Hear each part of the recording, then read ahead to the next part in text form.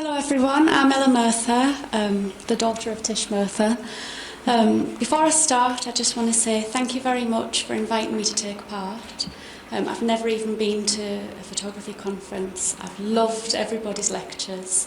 I hope you like mine. This is the first time I've spoken publicly and shared my mum's work, so thank you. This was my mum. This is the best PS ever. Prostitutes going well.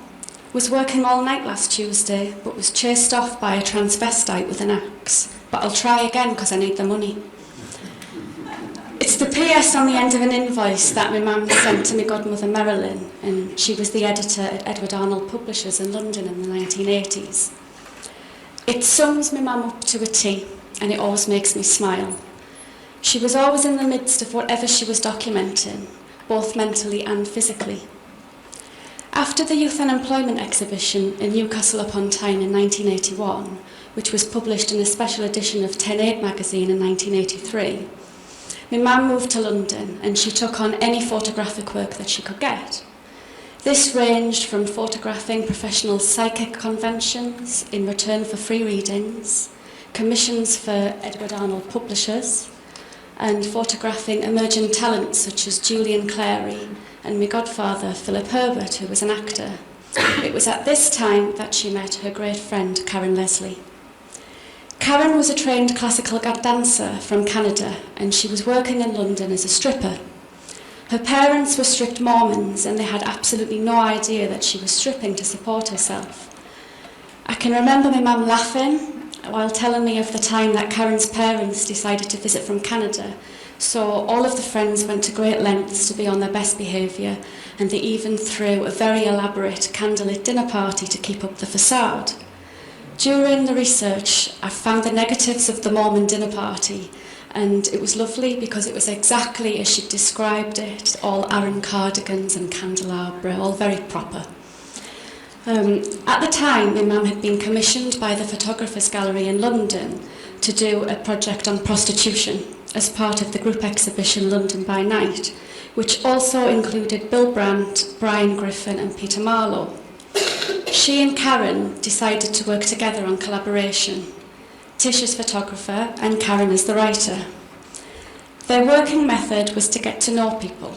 They spent a lot of time talking and listening with the people of Soho about anything and everything, listening to Miles Davis and Elgar into the early hours after work together.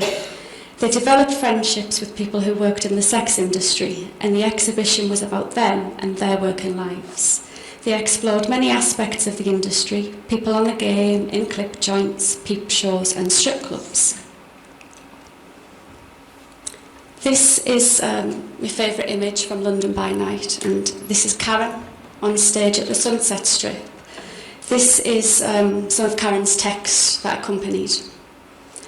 Memories of hostessing in a nightclub, canned salmon described as fresh on the menu, promises of fur coats, cocaine, plane tickets, continuous rapid chatter, a smile on my face worn to cracking, a spot between my shoulder blades hard and knotted, black shiny doll's eyes in the heads of clients, snatches of poetry about death running through my head, heavy hands groping nervously and incessantly like being stroked by the hands of a clock, being asked in whispers if I'd ever been kissed on my little plaything, washing my hands 10 or 15 times a night, fake dead touching that didn't touch them or me.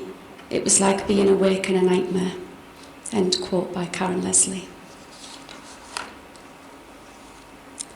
This is one of my favourite images from Youth Unemployment. My mum's interest in photography was always on a practical level, and she was very adamant that her work was documentary photography and not art. She initially started carrying a camera with her without filming it, purely to protect herself and her family and friends as a teenager.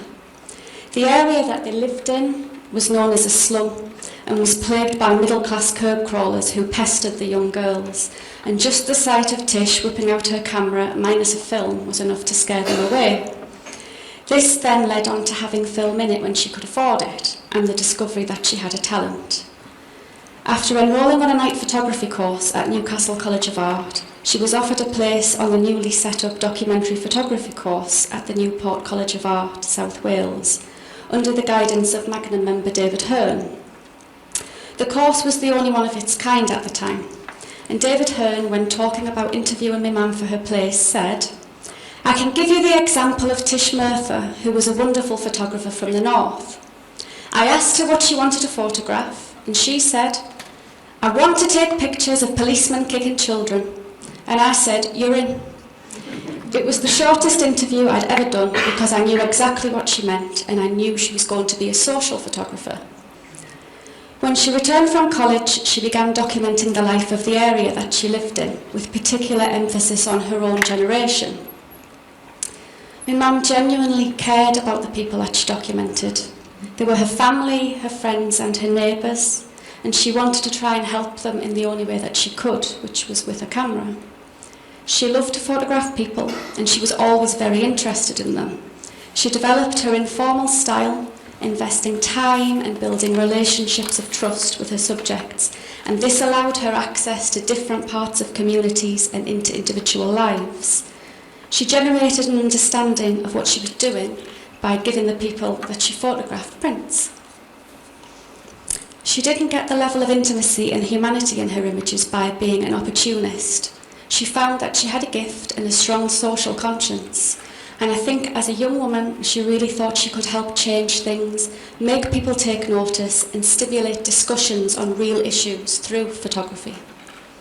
She managed to achieve this when her essay, Youth Unemployment in the West End of Newcastle, was discussed in the House of Commons in February 1981. Robert Brown, who was a local MP in Newcastle, chose my mum's text as representative of the situation in West Newcastle, and he used it to convey the local situation but on a national scale. Mr. Brown said, "Tish recounts the case of Pat D, a 20-year-old local girl who worked on a temporary scheme painting and decorating with community industry. Since the scheme ended, Tish reports, the struggle to support herself and her young child has forced her to take the one course of action open to females in her position, prostitution. For most of this century, high levels of unemployment have been a feature of life in West Newcastle, but Tish identifies an alarming new feature, an increase in the level of youth unemployment. What is most disturbing about this is the lasting effect it has on these young lives. Last Friday evening, I was talking to a youngster who had just turned 19. He had had the misery of receiving redundancy payments on no fewer than 2 occasions in his short working life. He's now unemployed for the 3rd time since he left school. This is a youngster who is desperately keen to have a job to support himself. Finally, Tish gives a warning because she reminds us that there are barbaric and reactionary forces in our society who will not be slow to make political capital from an embittered youth. Unemployed, bored, embittered and angry young men and women are fuel for the fire. The distressing fact is that many of today's young unemployed are tomorrow's adult unemployed. Ahead of them lies a life of boredom and deprivation. It's the end of that quote. The Youth Unemployment series portrayed what my mum saw as the dereliction of lives amid the dereliction of an area with more than double the unemployment rate of the city as a whole. It was a response to the Thatcher government's free market philosophy, as she felt that this had opened up a period of bitter conflict as young people grew more and more frustrated and refused to accept the logic of an economic system which deprived them of a productive and meaningful future. This is from Youth Unemployment. This is my mum's favourite image from the exhibition. This first lad at the front is actually my Uncle Carl. This is another one. This is the lad with the gun, is my Uncle Glenn. And this is another image from the book. Again, that's Glenn in the chair. Youth Unemployment, I've actually made a book which is due out later this month, which will include 70 images from the Youth Unemployment series.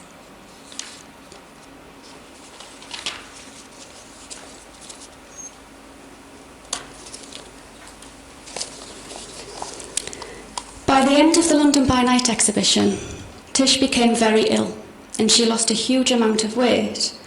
She told me that she thought she was dying because she was so ill and skinny. It turned out that she was actually 4 months pregnant with me. Karen was also tragically knocked off her push bike and killed in a hit-and-run accident on Seven Sisters Road, London, after a Sunday afternoon strip performance at a pub. Everything changed for my mum, and I don't think she ever got over the loss of Karen. The image that I showed you at the beginning was on the wall of every house that we ever lived, just stuck on the wall with blue tack there, giving it that. After that, we moved back up north to Elsick, which was where all of the youth unemployment pictures were taken. And she began a new project about how the area had changed in the time that she had been away, focusing on racism and cultural diversity, again using the same approach of listening and getting to know people to tell their stories through photographs. She did all of this while raising me single-handedly, documenting things around school runs and printing while I slept. This is an image from Elsick Revisited. So this was a person who had lived in the area, had moved away and then had come back. The area had changed quite a bit in 10 years. There was a lot more it was more cultural, but there was also horrible signs of racism slipping in, which you can see in this image here. You can also see the early 90s shell suits, and the fashion has changed. In 2005, my mum was living in central Middlesbrough. Now, Middlesbrough is a culturally diverse community which was being portrayed unfairly in her eyes as an area of crime, prostitution, drugs and asbos. It was a community which was threatened as part of Middlesbrough's redevelopment plans, implementation of which had seen the beginning of the demolition process.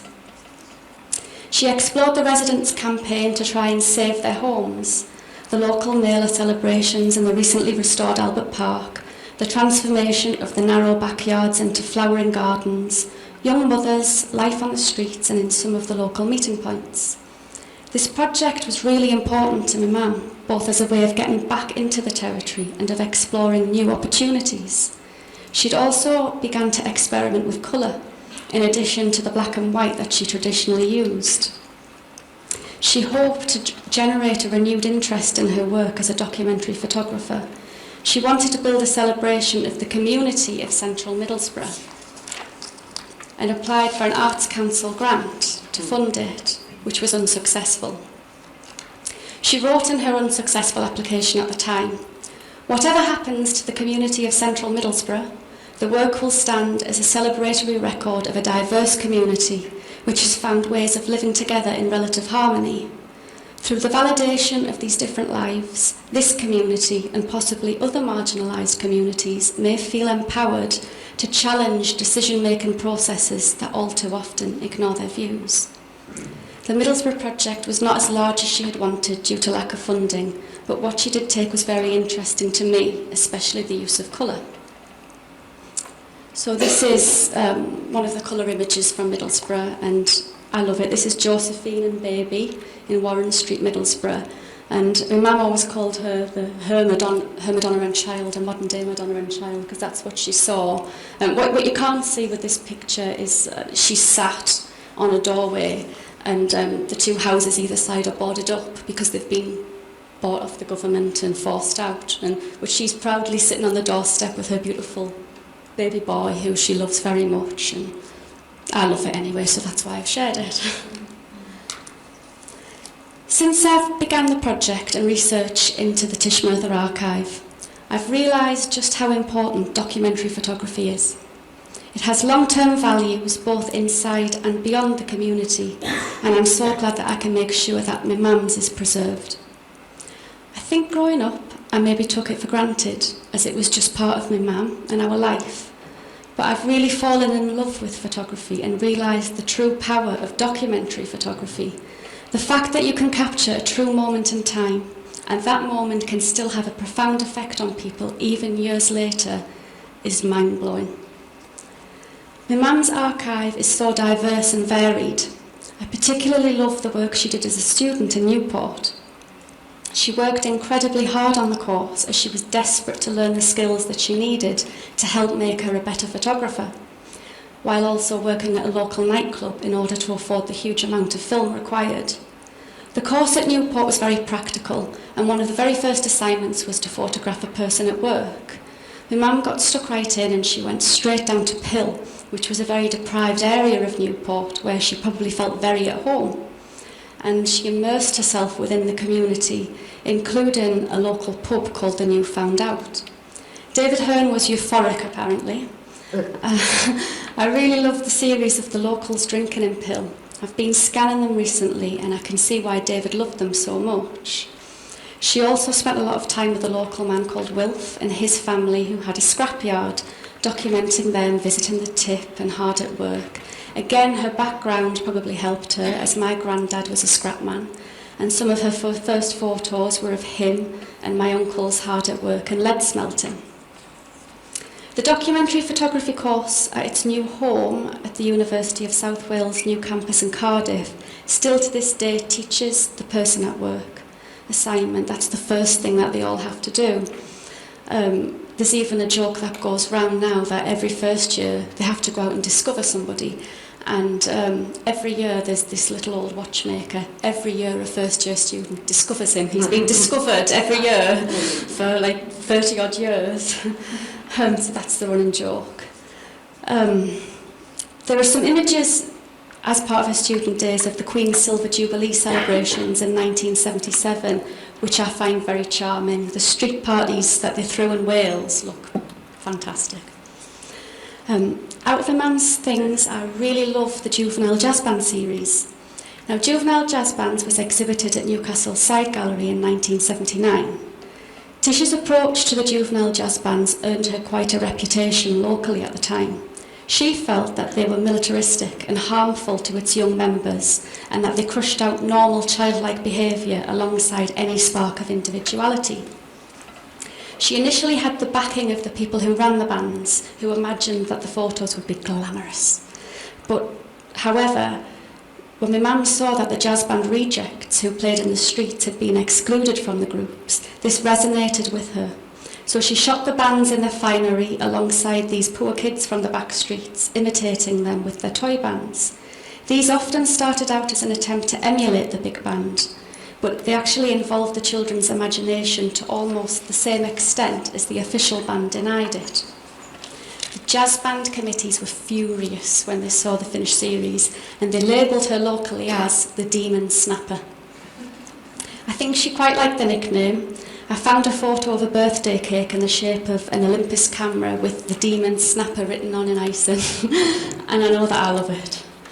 So, through the project, I'm pleased that I've managed to renew interest in Tish Murtha's work as a documentary photographer as she had hoped. Childcare responsibilities made her practice more difficult, but she never stopped taking photos. I can remember her visiting women's prisons with her camera, refugee art groups, rallies, anti-Nazi demonstrations, anything that took her interest, right up until her death in 2013. Spookily, there's also a roll of film on her camera with 13 exposures on it, and I still haven't touched it. So maybe that'll be my next project, the final 13. I've got so many favourite images, so I will just leave you with a few. This is from Elsick Kids. This is when she just returned from college. It wasn't a specific series, it was just the local kids in Elsick playing, but I just love it.